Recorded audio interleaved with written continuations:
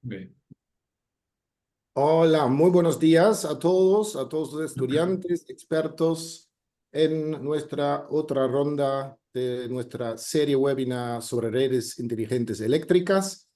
Bueno, ya quiero usar el chance de agradecer primero a la UTN por las últimas 3 ponencias que fue como presentado, digamos, en un bloque por parte de la UTN y hoy entramos al segundo bloque, esta vez con el Instituto de Energía Eléctrica de la Universidad Nacional de San Juan, de doble dependencia con el CONICET. Y bueno, estamos muy felices, digamos, ir hoy al núcleo de la temática, hablando específicamente en la ponencia de Mauricio Zampa sobre redes eléctricas inteligentes de distribución, avances y desafíos. Ya tuve el honor de ver esa interesante presentación, así son varias láminas, así no quiero perder mucha más palabra y voy a dar la muy bienvenida a Mauricio. Así, por favor, adelante. Bueno, muchas gracias, Tobía, y muchas gracias al equipo que también estamos llevando adelante esta serie de webinars. Espero que sea de un buen usufructo para también cada uno de los asistentes. Sí, tal cual dijiste, hay varios slides, pero algunos vamos a tratar de pasarlos un poquito más ágiles, más que nada para dejar asentados algunos conceptos. Sin mayores preámbulos, entonces vayamos iniciando la presentación del día de hoy. Venimos hablando y entiendo que todos estamos involucrados en el sector eléctrico. De igual manera, cabe dejar, insisto, algunos conceptos aquí, bases, que también dan algún fundamento, algún porqué de nuevas tecnologías en lo que se denomina redes activas o redes eléctricas inteligentes, y también la incorporación de recursos energéticos distribuidos. Entiendo que ya la mayoría de los asistentes debemos conocer cómo es hoy un sistema de suministro tradicional de energía eléctrica, donde en general en los mercados ya liberalizados tenemos a nivel de generación lo que denominamos un mercado competitivo que trata de simular una competencia perfecta de generadores, normalmente de parques hidrotérmicos, y con incorporación de fuentes de energía renovables, principalmente eólica y solar, donde luego para poder abastecer la demanda que suele distar de los puntos de generación, necesitamos de un sistema de transmisión y de un sistema de distribución, ambos sistemas que tienen las características de ser monopolios naturales, con lo cual deben ser regulados, y a partir de esa regulación es que se les asigna a las empresas en concesión el servicio público de transmisión y el servicio público de distribución de energía eléctrica. Si nosotros vemos una curva de demanda típica cuando tenemos que despachar o cuando se tiene que despachar un mercado, tiene estas características las curvas, con momentos de valle, con momentos de algunos picos, y para poder abastecer esa demanda de todo el sistema, se va haciendo normalmente por orden de mérito en cuanto a costos, y también en cuanto a la posibilidad de almacenar el recurso primario. Es así que normalmente en la base es que se despachan las unidades que no pueden justamente almacenar el recurso primario, como son las hidráulicas de pasada, eólica y solar, y luego comienzan a ser despachadas. Despachadas significa entran en operación, ¿sí? Las centrales térmicas más eficientes, normalmente las que tienen el ciclo cerrado, los ciclos combinados, nucleares en algunos países. Luego aparecen también las que son hidráulicas con embalse, que tienen la posibilidad de regular el agua y por ende poder regular su potencia, su entrega de energía al sistema. Y finalmente las térmicas ya más ineficientes, por decir así, y también por ende más caras, térmicas en base a gas y fuel oil. En este sentido, en la medida que se van despachando nuevas máquinas, el costo de la energía del sistema es más caro, y a ese precio es el que luego se le llama el precio spot, como ya seguramente muchos sabemos. A ese precio es el que luego se le va a reconocer a todos los demás generadores, y a ese precio es al que se le traslada también a la demanda, ¿sí? Entonces aquí lo importante de este gráfico es dos conceptos principales. Uno, que a medida que la demanda aumenta, yo necesito despachar entonces unidades más caras, y eso hace que el precio de la energía eléctrica a nivel sistema, a nivel acá, mercado mayorista, sea más caro. Y segundo, esas máquinas en general, por supuesto, depende de cada sistema, de cada país, ¿sí? Pero en general suelen ser máquinas térmicas, máquinas que tienen un gran compromiso con lo que es el pacto ambiental, ¿sí? Si lo vemos desde el punto de vista de la demanda, los usuarios que nos conectamos en la otra punta de la cadena del suministro, nuestra factura a usuario final tiene entonces dos componentes principales. Uno, que es justamente los precios del mercado mayorista, estos precios que aparecen desde el despacho. Y el otro componente tiene que ver con la transmisión y la distribución. Esto, el poder remunerar esas redes, ese valor agregado de la transmisión, que se lo conoce, y también el valor agregado de la distribución. Si sumamos estos dos, obtenemos las tarifas clientes finales, y en algunos países, Argentina es el caso, se le agrega una tasa, varias tasas impositivas, y así se obtiene la tarifa a usuario final. Este mix, fíjense que también dependiendo del mercado, puede ser un 50-70% el costo del mercado mayorista, puede ser la tarifa a usuario final. Con lo cual, ¿qué queremos decir? Que en la medida que podamos hacer este sistema más eficiente, en la medida que podamos reducir costos acá, sin duda que esto tiene un impacto en la tarifa, ¿sí? El resto de la parte de la eficiencia la tenemos que trabajar acá en la transmisión y distribución.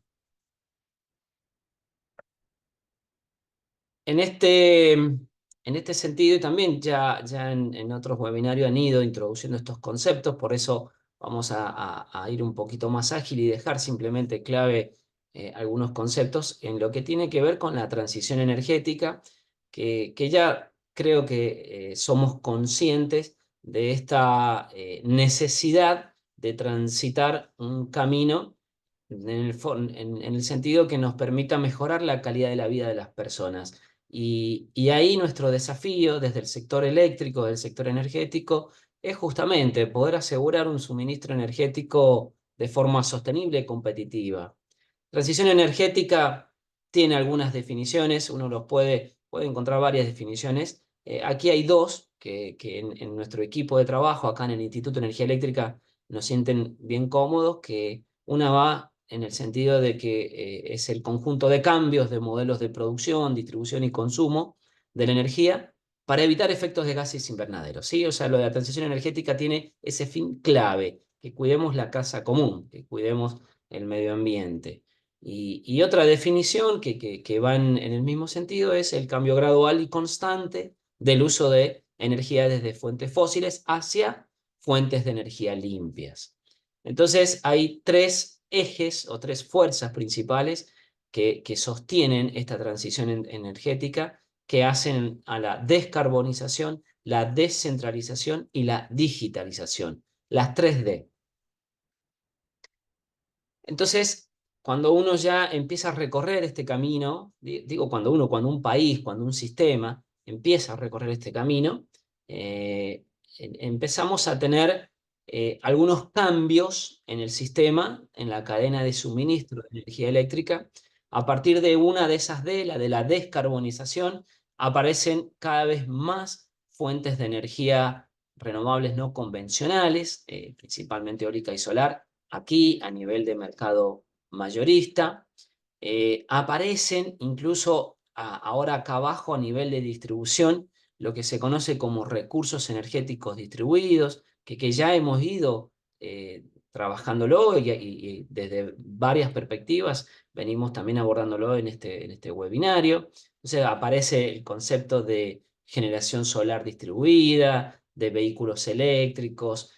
Aparece el concepto de la mano de los medidores inteligentes, el de la respuesta y la demanda, y en algunos casos incluso también ya se empieza a vislumbrar alguna posibilidad de un mercado minorista también acá, a nivel de distribución, con lo cual aparecen figuras necesarias para llevar adelante esta tarea, también este ejercicio de mercado, como son los agregadores y comercializadores. Aquí sí es importante una pequeña aclaración, y es que en Latinoamérica, en general, en la mayoría de los países, la actividad de la distribución involucra tanto la operación de las redes como la venta de energía a los usuarios finales. Es decir, que las empresas distribuidoras no solo operan las redes, invierten y operan sus redes, sino que además compran la energía en el mercado mayorista, tienen la necesidad de comprar la energía en el mercado mayorista para todos sus usuarios regulados y se la venden a los usuarios regulados. Pero no ganan o no transan, no es una transacción económica, no tienen un rédito de comprar y vender energía, es un pass-through. El precio al que compran acá las distribuidoras pasa directamente a los usuarios finales, ¿sí? Esta actividad es un mix, están involucradas en las empresas distribuidoras en Latinoamérica en general. En algunos estados de Estados Unidos y en algunos países de Europa, y acá en Latinoamérica algunos países están empezando a vislumbrar la posibilidad también de separar esas actividades, de separar la tarea propia de la operación de la distribución de la tarea de la comercialización de la energía. Entonces ahí es donde aparece con más fuerza esta figura del comercializador, porque de hecho un comercializador puede ser la propia empresa distribuidora que conoce muy bien su sistema. Lo importante en este caso y de los ejercicios que se vienen haciendo en otros lugares es que al agregar acá más de un comercializador, más de una entidad que me pueda ofrecer energía, le agrega competencia, y la competencia en general va de la mano de mejorar la calidad y los precios. En general va de la mano, ¿sí? Por supuesto, siguen siendo actividades reguladas que hay que regularlas, incluso la tarea del agregador o del comercializador. ¿Esto qué implica en el sistema? Esto implica, por ejemplo, en la medida que nosotros o que un sistema incorpore más y más fuente de energía renovable, puede aparecer lo que se conoce como la curva del pato, que es esta figura que está acá. Esta figura, ¿qué nos está diciendo? Un sistema, estos son datos reales de un sistema típico, ¿sí? Que tiene una gran cantidad de penetración de energía solar. A nivel acá, a nivel sistema de potencia. Fíjense en el día, cómo los precios caen. Los precios caen porque justamente, si recordamos el primer slide, las solares son de base y los costos son muy bajos, incluso pueden llegar a costo cero, dependiendo cómo es el despacho en cada mercado, ¿sí? Pero tenemos una caída de costos. Sin embargo, cuando comienzan ya a atardecer y las centrales solares empiezan a bajar su producción, de la mano de eso aparecen los picos de demanda. Si tenemos en mente la figura de la curva de carga anterior. Entonces, esa conjunción de disminución de energía abrupta solar e incremento abrupto de la demanda hace una rampa de precios bastante importante en los mercados. Ojo, rampa de precios, y lo mismo lleva consigo una rampa de potencia, es decir, que acá necesitamos máquinas rápidas, con un ramping muy rápido para poder despachar o para poder absorber esto. Si las máquinas que yo tengo en el mercado, en el sistema, no tienen la capacidad de absorber esto, se empiezan a producir desbalances. Esto es algo que desafía hoy a los sistemas, y un poco para tratar de disminuir al menos este pico que está acá, que si hacemos referencia a la curva de carga, sería como que en estos horarios de sol, que empieza a bajar el sol y que comienza a subir la demanda, para poder bajar un poco esos picos de demanda, es que aparece ese concepto de respuesta de la demanda y diferentes esquemas o programas de respuesta a la demanda. ¿Qué es lo que intentan hacer? Justamente pasar parte de esa potencia en pico a las zonas donde yo tengo mayor recurso, en este caso solar, mayor recurso renovable, tengo precios más competitivos, tengo precios más bajos. Ese concepto de respuesta a la demanda es uno de estos recursos energéticos distribuidos que yo tengo acá a nivel de sistemas de distribución. Entonces, fíjense lo interesante que se comienzan a dar estas situaciones de los mercados, donde ya no es solo que tengo desafíos acá, y lo llamemos así, desafíos, ¿sí? A mí me gusta ver los problemas siempre como una oportunidad de poder desarrollar nuevas soluciones y por supuesto de poder desarrollar nuevos negocios para aquellos agentes que tienen la oportunidad ahí, ¿sí? Entonces, tenemos desafíos acá. A los ingenieros eléctricos, a veces también nos tocan los desafíos técnicos como estos ramping que están acá y que se complementan con estos desafíos que aparecen allá abajo, en la cadena, en el último eslabón de la cadena de suministro. Entonces, esto es parte de lo que hoy comenzamos a transitar en lo que se llaman redes eléctricas inteligentes, también se las conoce como redes activas de distribución. En la SIGRE, que SIGRE es más de Europa, es como que adoptó más esta terminología de redes activas y del lado de IEEE, y IEEE es más americano, se lo conoce más como Smart Grid, pero el concepto es igual. Aquí hay una definición que ya hemos visto, igual, definiciones que son muy similares. Esta es una definición que de nuevo a nosotros en el equipo de trabajo en el Instituto de Energía Eléctrica no la solemos utilizar. La tomamos a partir en parte de la EA, de la Asociación Electrotécnica Argentina, y que define justamente una red inteligente como la sinergia, el desarrollo conjunto de la red eléctrica actual, donde se van incorporando nuevas o modernas tecnologías de información, medición, protección, control y comunicación que permiten que una operación técnico-económica más eficiente, segura y confiable, mejorando la calidad del servicio.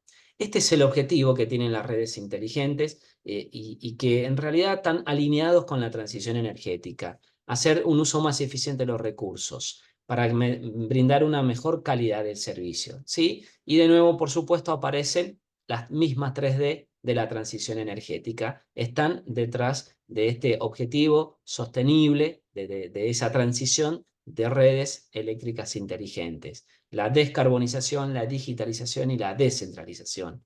Y por supuesto que en este sentido aparecen estos usuarios más proactivos, estos usuarios que se animan, por ejemplo, a esquemas de respuesta a la demanda o a instalar generación solar distribuida o incorporar vehículos eléctricos, y es ahí donde aparece este nuevo también término que seguramente ya es muy conocido, que son los prosumers o prosumidores. En cuanto a definiciones, entonces, una más, recurso energético distribuido. Aquí yo les comparto una definición del NARUC, que es la Asociación de Entes Reguladores, de Comisionados de los Servicios Públicos en Estados Unidos, que dice, recurso distribuido es aquel recurso energético gestionable situado cerca de la demanda, conectado en la red de distribución o en instalaciones de usuarios finales, es decir, que puede estar instalado dentro o behind of the line of the meter, detrás del medidor, y que puede proveer todo o parte de las necesidades de abastecimiento eléctrico inmediato, así como ser usado también por el sistema para reducir demanda. Acá donde aparece el concepto de eficiencia energética. Y satisfacer incluso otras necesidades de energía, potencias o servicios complementarios. Entonces, entre los DERS, DERS por sus siglas en inglés de Distributed Energy Resources, podemos encontrar la clásica generación distribuida, que en general es solar, del tipo solar. También equipos de cogeneración, es decir, donde yo produzco además de energía eléctrica, calor, o a partir de la generación de calor, energía eléctrica, almacenamiento de energías distribuido, el esquema de respuesta a demanda, los vehículos eléctricos e incluso estos nuevos agentes comercializadores o agregadores de energía entre los posibles DERs. Y aquí entonces otro desafío que se nos presenta, y más aún en Latinoamérica, donde todavía tenemos varios pasos que dar, varios escalones, la necesidad de acelerar la adopción de los recursos energéticos distribuidos, la necesidad de agilizar esta incorporación de DERs en búsqueda de un sistema más eficiente. Y para esto es muy importante rever o actualizar las regulaciones, trazar una hoja de ruta, trazar un roadmap que guíe la planificación y desarrollo hacia las redes inteligentes, teniendo en cuenta, por supuesto, las 3D, entre ellos la transformación digital.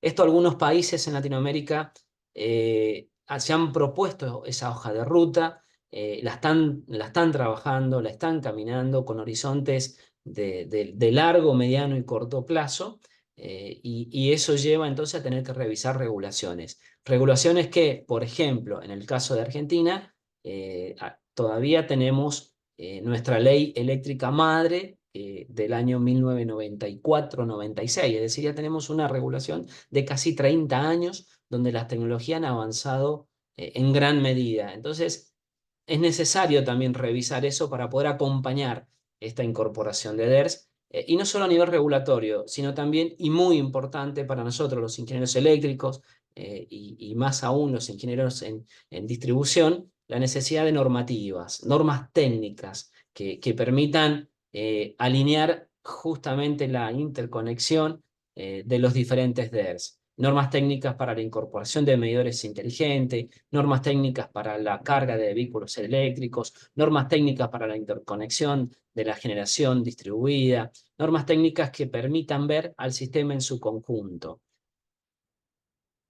como uno de los desafíos. Otros de los desafíos, y que este va también del lado de la planificación y también del lado de la tarifa, esa tarifa que asigna ese valor agregado de distribución que es el principal ingreso de las distribuidoras. Los picos de demanda, que cuando yo instalo generación solar, depende cómo se da la regulación justamente y cómo se va dando el incremento, pero puede ser que en algunos momentos de valle, de esa curva de carga, ahora ya de un usuario particular, pero que tiene una forma de carga similar a la que hemos visto en el primer slide, puede ser que en algunos momentos tenga una gran inyección al sistema, y eso también me genera picos, porque en definitiva las líneas están diseñadas para una potencia, y es indistinto si el flujo va en un sentido o va en el otro. Con lo cual, estos picos también de inyección, ya no solo los de demanda, que son los que está normalmente acostumbrada a la ver en la empresa distribuidora, estos picos de inyección puede ser que en algunos casos también desafíen a la planificación y a la parte tarifaria regulatoria de las empresas distribuidoras. Y un elemento clave en las redes inteligentes, de hecho suele ser el primer paso, son los medidores inteligentes, o mejor dicho, y en este sentido es que lo debemos de abordar, una infraestructura de medición avanzada, AMI por sus siglas en inglés, de Advanced Metering Infrastructure.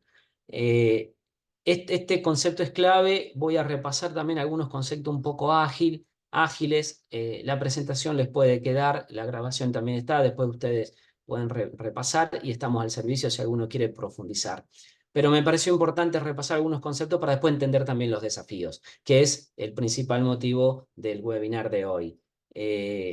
AMI, la piedra basal. Yo no puedo gestionar lo que no veo. Yo para poder gestionar, estamos hablando de gestión, estamos hablando de optimizar los recursos. Yo no puedo optimizar lo que no puedo medir. Entonces es clave poder medir. AMI, por una definición también del EPRI que nosotros solemos adoptar, es la medición completa y el sistema de colección de datos que incluye medidores a nivel de usuarios finales, redes de comunicación, recepción y almacenamiento de datos y un sistema de información. Cuatro elementos entonces que constituyen una infraestructura de telemedición avanzada. Medidores a usuarios finales que tienen diferentes tecnologías de comunicación. Comunicación, ¿por qué? Porque dijimos, el segundo elemento clave es la comunicación. ¿Qué es lo que hace el medidor inteligente en definitiva? Es poder contar con la información de los usuarios finales acá en los sistemas de la empresa distribuidora. Ese es el principal fin. Entonces, yo tengo que poder comunicarlo, ¿sí? Entonces, en ese sentido es que aparecen diferentes esquemas de comunicación. No vamos a profundizar hoy en esto. Si alguien después está interesado, nos puede contactar y podemos debatir al respecto con mucho gusto. De hecho, acá con uno de nuestros colegas en el equipo es que hemos trabajado bastante y venimos trabajando bastante en este sentido. Segundo elemento, comunicación. Tercer elemento, la gestión de esos datos, la gestión de esa comunicación, y acá aparecen algunos gestores intermedios como el GES o el MDC, y luego cómo esos datos que yo estoy recolectando, como si fuese una escala de forma automática, cómo los transformo en información útil. ¿Información útil para qué? Para que la empresa distribuidora diga, bueno, yo con esta información puedo hacer respuesta a la demanda, puedo gestionar carga, puedo hacer una predicción de estado, que esos datos se transformen en información útil, más allá, por supuesto, de la facturación, que es lo más básico que hay de un medidor. Entonces ahí es donde también aparece el concepto del MDM, y que es toda una gestión de esos datos, esa gestión de la información, que está muy interrelacionados o se debería de poder interrelacionar, y acá lo dije bien, debería, con los demás sistemas de back office de las empresas distribuidoras. Este MDM debería poder hablar, comunicarse con el sistema SCADA, con el sistema GIS, con el sistema OMS, en definitiva, con un DMS, con un Distribution Management System de las empresas distribuidoras. 4 componentes entonces claves, sí, medidores, concentradores o enrutadores de datos, sistemas de comunicaciones, sistemas de gestión, ¿sí? Entonces, todo esto conforma una infraestructura de telemedición inteligente, que justamente lo que se trata es de procesar esos datos y obtener información útil. Y aquí empieza a aparecer un concepto importante que se llama interoperabilidad, y yo recién se lo deslicé, porque acá podemos tener medidores de diferentes marcas, comunicaciones de diferentes proveedores, podríamos tener incluso algunos GES de diferentes proveedores, pero fíjense que la clave aquí está en que ese sistema de gestión de la información pueda interoperarse, interconectarse con los otros sistemas de back office. Interoperabilidad. Este para nosotros es hoy el desafío, si se quiere, uno de los más importantes. Entre las prestaciones y funcionalidades de los medidores inteligentes, y para ser ágiles por el tiempo de hoy, bueno, acá tienen, a nosotros por ahí nos suelen consultar qué, qué medidores, a nosotros como Instituto de Energía Eléctrica, ¿sí? Que somos un instituto académico que realizamos investigación aplicada, más allá que también realizamos servicio de consultoría, como nos presentamos el primer día. Pero nos suele preguntar, bueno, entes reguladores o empresas distribuidoras, ¿qué medidores podremos comprar? ¿Qué medidores nos recomiendan ustedes? Y la otra pregunta clave, ¿cuánto cuestan? Son 2 preguntas típicas, ¿sí? A esas 2 preguntas solemos responder, ¿para qué lo van a utilizar? Esta pregunta es clave. Díganos para qué quieren utilizar los medidores inteligentes, y de ahí más se puede armar qué infraestructura ustedes necesitan, y de ahí pueden estimar costos ustedes mismos, ¿sí? Entonces, ¿por qué el para qué? Porque si yo quiero, por ejemplo, utilizar los medidores inteligentes para apoyarme en la confiabilidad del servicio, yo necesito que el medidor inteligente, cuando se quede sin suministro de energía eléctrica, me avise a mí en el centro de operaciones. Entonces yo puedo desde ya ir enterándome antes de ver incluso alarmas en los SCADA, o antes de que los usuarios comiencen a llamar, puedo ver que se han quedado sin suministro algunas zonas. Para eso el medidor tiene que tener una función que se llama de último suspiro, last gap, y para eso el medidor, para esa función, debe tener no solo el firmware, sino además una batería que le permita enviar esa señal antes de que se quede sin suministro, porque el medidor se abastece de la propia energía eléctrica de la red, ¿sí? Entonces, esas características, pequeñas características, hacen al definir qué es lo que quieres, y ahí vamos a ver, se puede ver, y los propios quienes vayan a adquirir estos medidores pueden determinar entonces qué necesitan de los medidores. Yo necesito que me controlen o que me registren tensión para poder hacer también un seguimiento de la calidad del producto. Bueno, es importante entonces que tu medidor pueda registrar perfiles de carga y perfiles de tensión. Y ojo que en esto lo hemos aprendido en la práctica nosotros. En un par de jueves más vamos a compartir un proyecto que tenemos nosotros, proyecto Red Inteligente Caucete, donde eso la verdad que nos ha dado una gran experiencia a nosotros, que justamente fuimos adquiriendo diferentes medidores, diferentes características, y cuando queríamos hacer, por ejemplo, en alguno un monitoreo de la parte de calidad, ups, no miden o no registran la atención. Cuando queríamos hacer un apoyo a la confiabilidad, ups, resulta que no tiene el último suspiro. Cuando queríamos decir, bueno, utilicémoslo para generar curvas de carga, esas curvas de carga que son muy útiles para la planificación, para la operación, incluso para fines tarifarios. Ups, resulta que no registran la curva, sino que hacen el acumulado. Entonces, la verdad que uno va adquiriendo esa experiencia, es un poco lo que tratamos de mostrar en estos slides, insisto, un poco ágil, pero esa pregunta, el para qué lo van a utilizar, es clave, ¿sí? Y entonces, para ayudar un poco el para qué, aparecen lo que son las funcionalidades. Entonces, ¿qué quisiera la empresa distribuidora, normalmente acompañada de los entes reguladores, realizar? Una mejor gestión de las interrupciones y cortes de suministro, apoyar la calidad de servicio, reducir pérdidas, tanto técnicas como no técnicas, caracterizar la demanda para fines de campaña de medición, para planificación, mejorar la observabilidad del sistema, reducir costos de operación, acceso a sistemas prepago. Bueno, de entre las diferentes funcionalidades, que las vean, que se tracen una hoja de ruta, y voy de la mano hacia atrás, trazarse hoja de ruta, eso es clave, ¿sí? Entonces, desde ahí digo que necesito, que me proyecto a 15, a 10, 15 años,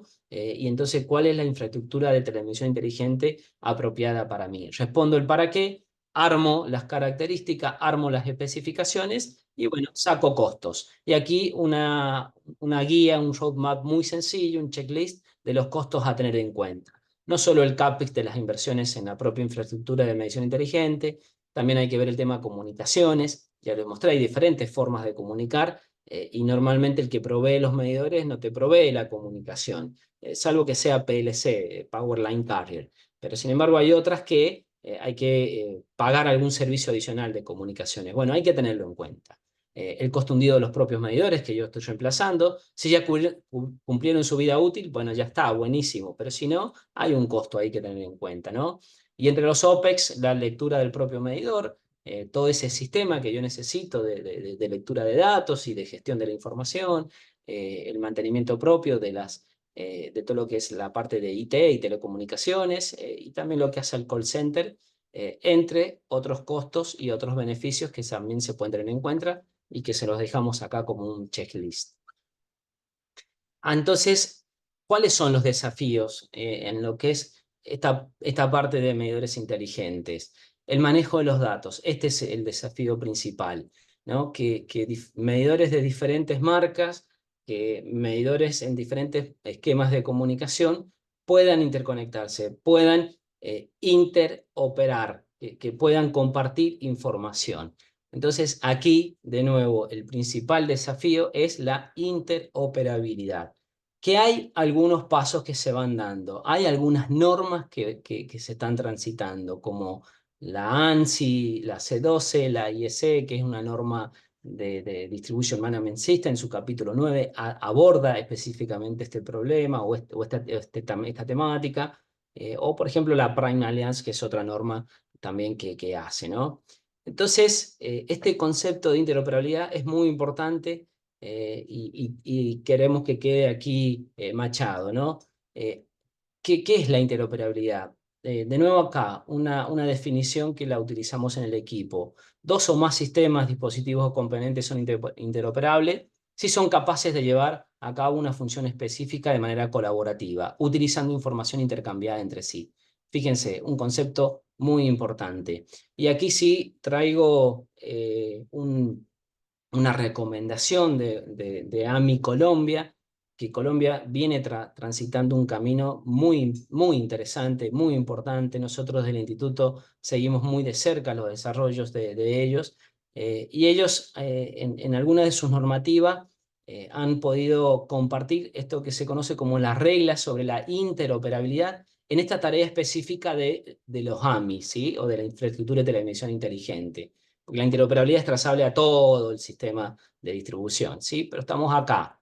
Y fíjense que dice, al menos debería cumplir los siguientes aspectos. La identificación de cada elemento de hardware, software y comunicaciones que van a integrar esa infraestructura de medición inteligente, la definición de funcionalidades a la que deberá servir, los protocolos que sean estandarizados de comunicaciones, almacenamiento e intercambio de datos, y que el acceso sea abierto, el acceso de los elementos sea abierto, que se instalen y que esto justamente permita la interacción y el intercambio de información.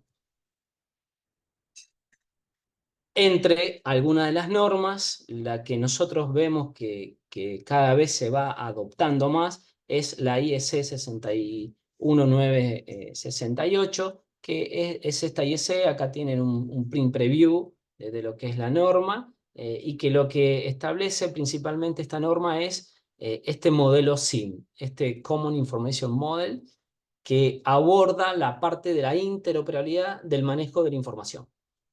Un pilar clave en lo que es medición inteligente, ¿sí? Entonces, ¿cuál es el objetivo de la norma? Que independientemente del medidor A, B o C que yo compre, yo empresa distribuidora compre, independientemente del agregador, del sistema de comunicación o del GES, del Head End System que yo tenga, que puedan interoperarse, que puedan intercomunicarse y que puedan hablar el mismo idioma. ¿Para qué? Y para que luego, mediante un solo MDM, pueda comunicarse ese MDM con los demás sistemas de back office de las empresas distribuidoras, y que no tenga que estar comprando tanta cantidad de MDM como diferentes marcas de medidores yo compre, ¿no? Ese es el objetivo. De nuevo, eficiencia.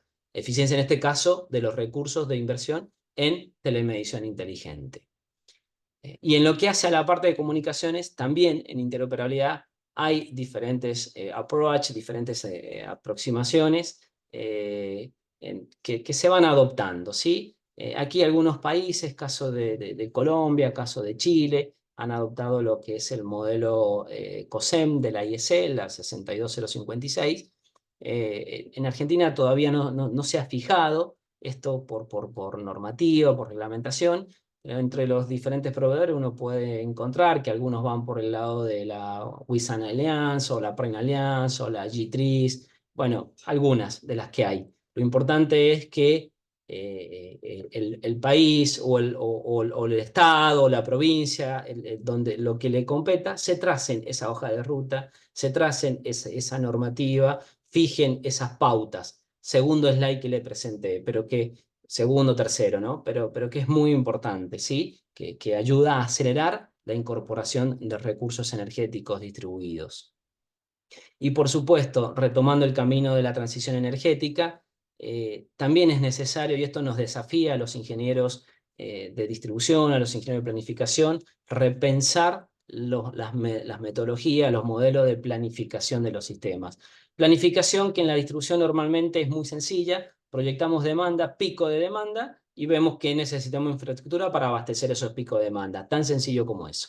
Sin embargo, vemos que empiezan a aparecer generación solar distribuida, empiezan a aparecer vehículos eléctricos, empiezan a aparecer programas de respuesta a la demanda que hacen que estos picos de demanda pueden tener algunas fluctuaciones, pueda ya ser distinto, ¿no? Entonces, también la planificación eléctrica, las metodologías, las técnicas deben de ser revisadas, las debemos de revisar para poder acompañar este proceso de transición energética y este proceso hacia las redes activas de distribución.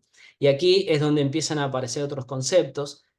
Si bien esto por ahí puede ser visto, ups, esto es muy de la academia, ¿no? Pues un instituto de investigación, wow, ¿de qué me están hablando ahora? Co-design, co-optimization, co-simulation. Bueno, pero el objetivo de estos webinarios es transmitirle incluso a quienes hoy nos acompañan, de empresas distribuidoras, de entes reguladores, de otros institutos. Es importante que si vamos a repensar la planificación, también debemos de repensar los métodos como la vamos a abordar, porque tal vez ya el clásico programación lineal no nos alcance para resolver estos problemas. Entonces, hoy se comienza a hablar de esto, de co-optimization, de co-design. Aquí les dejo uno de los institutos o laboratorios de Estados Unidos que está trabajando fuertemente en este tema. Me tocó hacer justo una estancia de investigación hace un par de meses atrás en Estados Unidos, y a partir de allí es que lo vi como algo muy, muy importante y que lo estamos incorporando incluso hoy en nuestros quehaceres acá, en nuestros equipos en el instituto. justamente donde ya no solo planifico a demanda máxima y minimizar costos. Tengo que tener en cuenta resiliencia, tengo que tener en cuenta efectos de gases invernadero, la parte económica, la parte social, la parte de confiabilidad, costos, performance, ¿sí? Esto es co-optimization. Esto se los dejo, se los comparto. Ustedes pueden luego buscar este artículo. Este autor, García Sanz, es quien introdujo este concepto y fíjense cómo habla de tres pilares, de Control Inspired Paradigm, de Co-Optimization, de Co-Simulation, y aquí da pie a algo muy importante que donde se empiezan a mezclar los sistemas ciberfísicos, ¿sí? La parte física con informática, con comunicaciones, con la parte de computación. Aquí donde empiezan a aparecer con gran fuerza, por ejemplo, la inteligencia artificial, o lo que también en algunos casos se conoce como gemelos o gemelos eléctricos, que en algunos de los webinarios también nos van a compartir una experiencia, ¿sí? Se los anticipé recién. Entonces, hoy esa digitalización, otra de las Ds del sistema, hace que tengamos esto, sistemas ciberfísicos, sistemas que trabajan gran parte en la nube, donde entonces aquí ya aparece la necesidad de abordar otros temas como la ciberseguridad, el Internet de las cosas y las técnicas de inteligencia artificial. ¿Para qué? ¿Para qué la inteligencia artificial? Porque aparece una gran cantidad de datos. Imagínense que ahora empezamos a tener ya no solo datos del despliegue de medidor inteligente, datos de los vehículos eléctricos, datos para la parte de respuesta a la demanda, datos para entender incluso en algunos casos, depende del programa de respuesta a la demanda, qué demanda puedo gestionar, qué demanda puedo controlar, sumado a los datos de precios de mercado eléctrico o si tengo diferentes comercializadores. Entonces hay que poder gestionar estos datos. Y es aquí donde aparece dentro de lo que es Big Data este concepto de romper el paradigma del trabajo de datos estructurados, que por ahí los ingenieros eléctricos nos es más sencillo, estamos muy acostumbrados, porque son todos tablas relacionadas, bien como nos gusta a nosotros. Sin embargo, el concepto de Big Data rompe esta estructura, habla de bases de datos no relacionales, habla de otra forma de trabajar la información, porque justamente es información masiva, y ahí es donde necesitamos o aparece esta necesidad de técnicas de inteligencia artificial que vienen a ayudar, vienen a facilitar la tarea de esa gestión masiva de datos.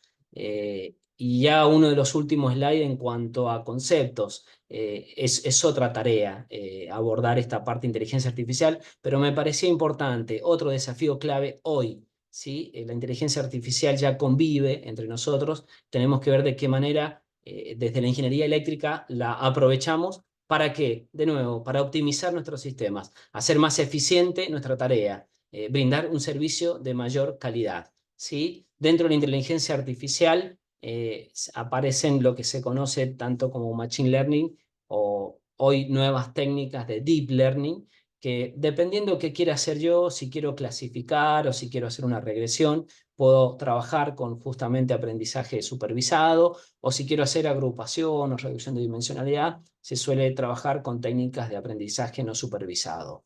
Otro curso, otro tema, que de hecho, si aprovechamos la oportunidad, en el instituto estamos por sacar un curso próximamente ya en esta parte en particular, si alguien está interesado en profundizar.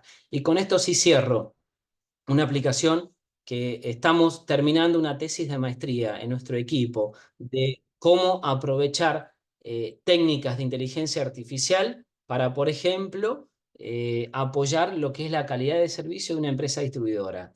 Esta es una red típica de distribución que ya seguramente muchos de nosotros conocemos, una red que tiene en su punto de interconexión distribución primaria en media tensión, distribución secundaria en baja, y que normalmente tiene interruptores acá, interruptores en la salida de los que se conocen como alimentadores o distribuidores, y acá tenemos sistemas SCADA. En general, se cuenta con sistemas SCADA. En algunos casos, otros puntos de medición intermedio o los AMI que estarían acá abajo. Si ustedes ven en este gráfico, lo que se muestra es toda la parte de detección, localización y restauración de una falla, y estos son los tiempos asociados a la tarea de que ocurre la falla, se reporta un corte, se traslada una cuadrilla, se busca dónde está la falla, se la identifica, se la aísla, se repara la falla y luego se restablece el servicio a su estado normal y recién ahí termina entonces toda la tarea de detección, localización y restauración de falla. Todo esto para una empresa distribuidora es multa, es una penalización. Y gran parte de la tarea está acá, en localizar la falla. ¿Dónde está la falla? ¿Dónde ocurrió? En un sistema que tiene muy poca observabilidad. Eso es un gran desafío. Aparecen diferentes técnicas y diferentes soluciones tecnológicas. Puedo incorporar, de hecho, localizadores de falla que están comunicados en IoT y los puedo comunicar a mis sistemas de back office. Claro que sí. ¿Qué costo tienen? ¿Lo puedo absorber? En Argentina tenemos una gran cantidad de cooperativas, de empresas chicas de distribución, que tienen una billetera chica. ¿Pueden absorber esos costos? Bueno, un poco en ese sentido, nuestro trabajo fue podemos a partir de la información de acá, de los escalas, tratar de inferir aplicando técnicas de inteligencia artificial si hay un corte y dónde puede estar. ¿Cómo? Bueno, por ejemplo, viendo la diferencia de corrientes en un estado de prefalla, cuando ocurre la falla, y luego el estado postfalla. Esta parte de transitorios y la parte dinámica no nos metemos, no sería el caso en este caso particular, pero sí esto lo ve una escala, ¿sí? Entonces, con algunas técnicas podríamos decir, bueno, dependiendo de este umbral, puede ser que podamos decir, fue una disminución de demanda o fue una falla. Y si fue una falla, ¿podría identificarla donde esté? Bueno, perdón, este es un trabajo que justamente en esta semana se está presentando en un congreso de uno de nuestros maestrandos, César González, el Argencon 2024. Luego el trabajo será público, quien quiera puede profundizar o nos puede contactar. ¿Sí? Simplemente cierro con los resultados. Si separamos las redes en zonas por aparatos de protección y maniobra, esto es un caso de estudio típico, y solo tenemos mediciones acá. Bueno, aplicando técnicas de inteligencia artificial de estas mediciones de escala, podemos inferir con gran certidumbre cuándo es una operación normal, es decir, fue una disminución de la carga en sí misma, que haya bajado ese umbral de corriente, o fue una falla, ¿sí? Lo que trabaja es con este margen de incertidumbre de esa corriente que está viendo la escala, ¿sí? Y a partir de acá dice, bueno, si está dentro del margen de variación propio de la demanda, es operación normal. La demanda bajó porque bajó. Si sobrepasa este umbral, no, ojo, bajó más de lo normal. Puede ser falla, porque también puede ser una baja extraordinaria de la demanda, ¿sí? Pero puede ser falla. Entonces ahí es donde dice, es una falla, y a partir de la característica de cómo bajó la corriente, porque esta red, como toda red neuronal, tiene un entrenamiento previo, puede inferir en qué zona puede estar esa falla, con un grado de probabilidad. Y fíjense que las pruebas que hemos hecho nos dan que logra identificar la zona de la falla en un 95% en el peor de los casos, ¿sí? Aquí es donde logra identificar la zona, por supuesto, en esta red sencilla de prueba. Trabajo siguiente es llevarlo a la prueba real de nuestra red que tenemos piloto, Red Inteligente Caucete, que en un par de webinarios más les compartiremos un poquito más al respecto. Bueno, un poquito ágil, era como decía Tobías, un poco gran cantidad de información, pero queríamos esto, dejarle los desafíos que hoy estamos transitando en el camino de las redes eléctricas inteligentes.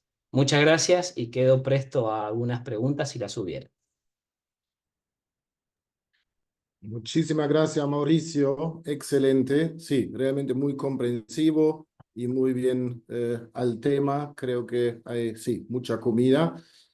Con respecto a las preguntas, hay una primera parte de Roberto Cázares que pregunta qué opina sobre la tecnología LoRa.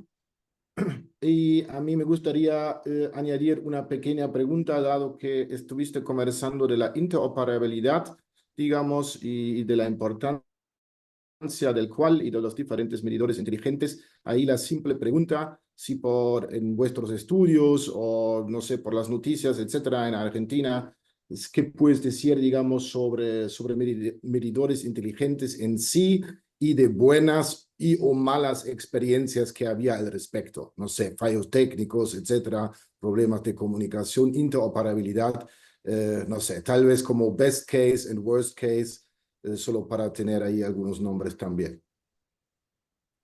Bueno, respondiendo a la primera pregunta, LoRa.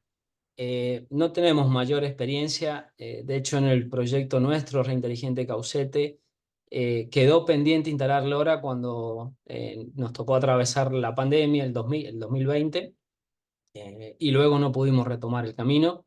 Con lo cual, no sabría decirte en esa experiencia.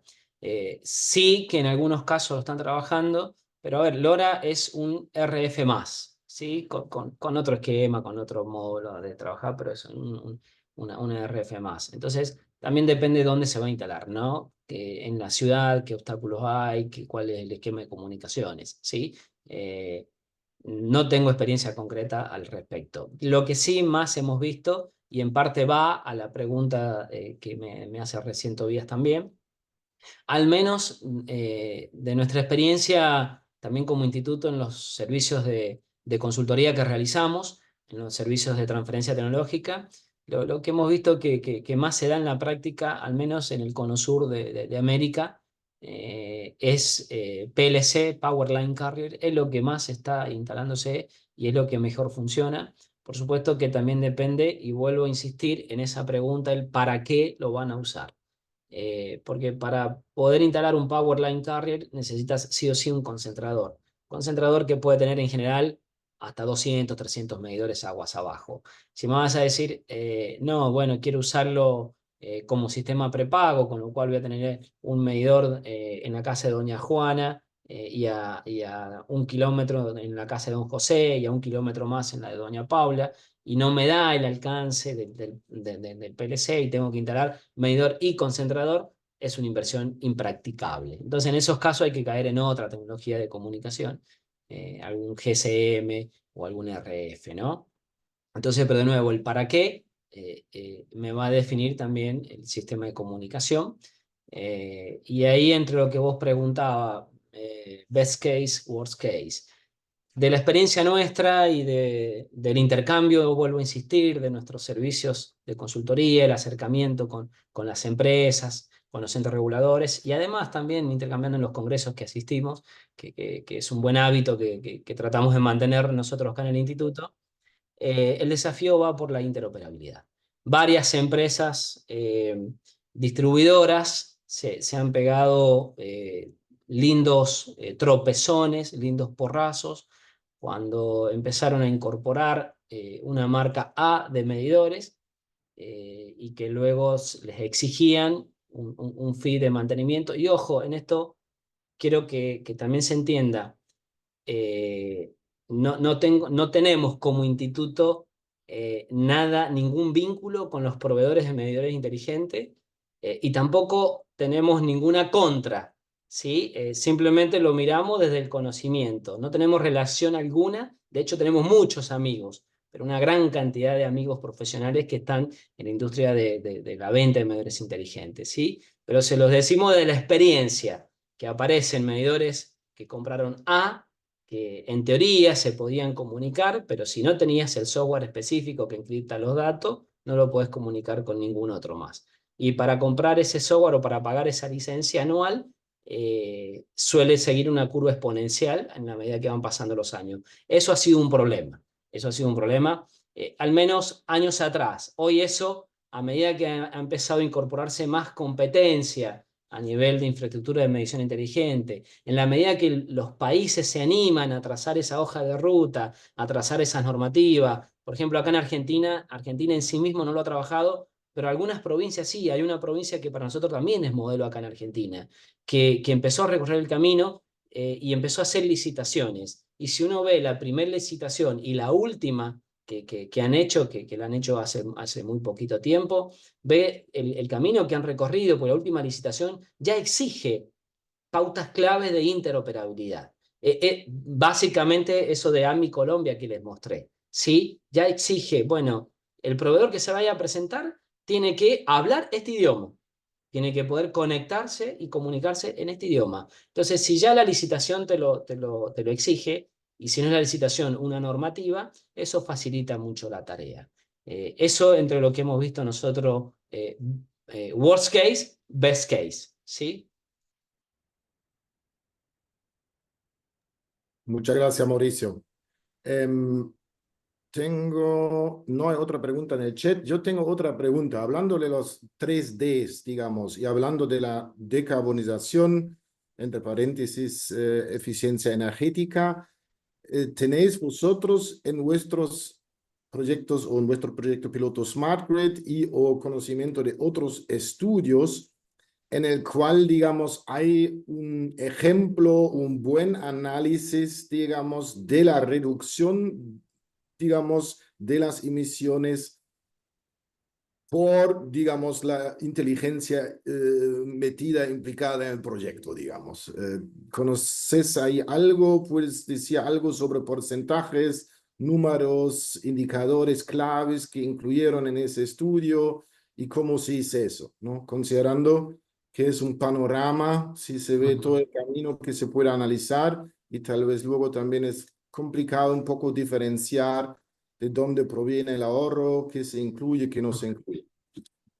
Sí, es muy complejo, realmente lo dijiste al final vos, es muy complejo trazar esa hoja de ruta de dónde, si realmente hay uno o no un ahorro, ¿no? Porque vos decís, bueno, sí, cambié el vehículo, ahora tengo un vehículo eléctrico que lo enchufo a la red. Sí, bueno, pero ¿y con qué lo estás alimentando? Pues si lo estás alimentando en horas de pico del sistema, lo más probable es que estés despachando una máquina térmica. Lo mostré en el primer slide. Entonces, a la final, ¿qué cambié? O sea, lo importante sería cargarlo cuando estoy despachando sol, ¿no? Pero es complejo. En realidad no tengo un caso particular, un caso puntual que yo te pueda decir, nos dio estos números, porque cuando lo hemos querido abordar es realmente muy complejo.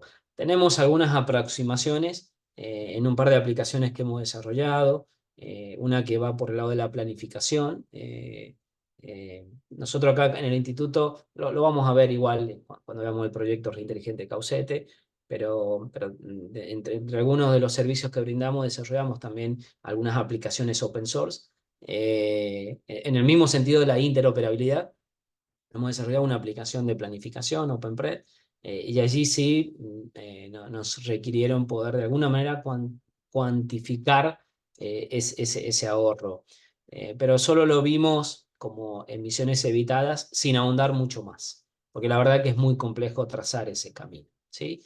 Ahora también estamos sacando en un trabajo conjunto con el EPRE de acá de San Juan, con el regulador, una aplicación de cálculo de generación solar distribuida para que todos los usuarios, basada en maps, basada en mapas y trabajando con inteligencia artificial detrás también, haciendo uso de algunas herramientas incluso de Google y de Enrel desde Estados Unidos. Una aplicación para que los usuarios puedan decir, bueno, a ver, en el techo de mi casa, ubico mi casa, en el techo de mi casa, podría instalar generación solar y te da una aproximación de los costos de inversión y de la amortización de esa inversión, teniendo en cuenta la regulación hoy argentina. Y también nos pidió el EPRE poder incorporar una parte de emisiones evitadas, pero de nuevo es algo muy primal, muy de primer escalón, porque es muy difícil trazarlo, ¿no? Y más aún en una herramienta que tiene un espíritu de prefactibilidad. Así que la respuesta es, no tengo casos puntuales, números concretos, simplemente aproximaciones, Tobías.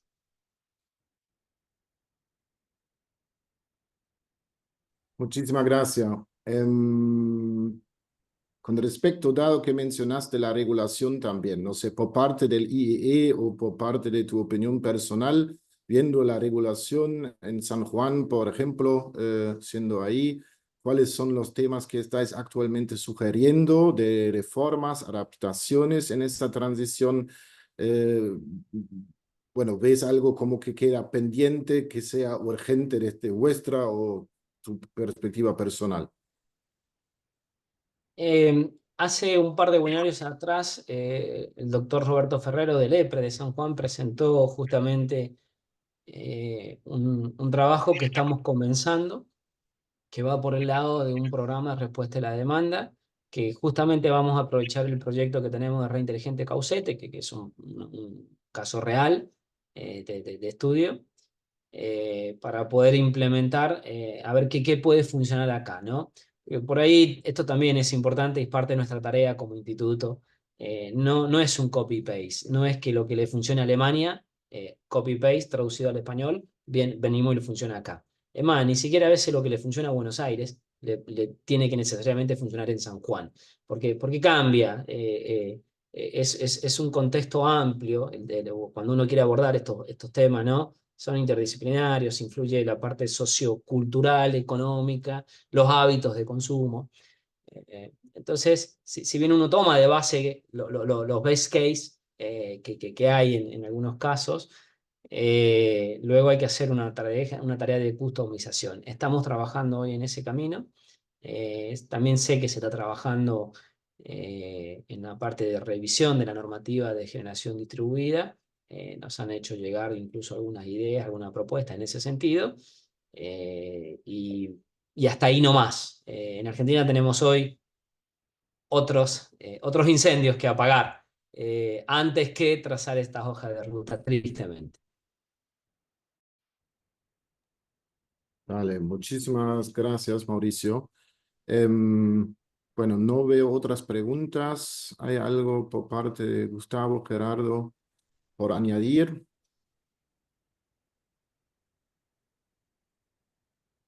Ok. Perdón, no, está buenísimo lo que hizo hincapié Mauricio con el tema de la interoperabilidad de los medidores. Verdaderamente yo también estoy en la cooperativa Godoy Cruz, eléctrica de Godoy Cruz, y el principal problema que vemos las empresas distribuidoras es eso, o sea, vos no podés casarte con una marca de medidores, porque también tenemos medición prepaga y pasa exactamente lo mismo, ¿no es cierto? Donde ya la gente de medidores prepagos quiere empezar a cobrar por transacciones, y cuando vos decís una persona que ponga 500 pesos o 1000 pesos, compre 1000 pesos de energía y me descuentan 10 centavos de dólar, me está descontando el 10% de lo que está poniendo, ¿no es cierto? O sea, es como que sí, ya no pasa a ser algo muy eficiente ni una solución, digamos, sino todo lo contrario. Así que bueno, es importantísimo el tema de la interoperabilidad. Lo único que tengo como para acotar, está muy clara, buenísima la presentación, Mauricio. Sí, sí, yo también. La verdad que, Mauri, siempre te escucho y cada vez que te escucho me volvés a educar como profesor. Lo que quería resaltar también es el tema de la normativa que vos bien dijiste. Y esto es muy importante, digamos, pues vos mencionabas que han pasado 30 años y la normativa, en algunas normativas y no se adaptan.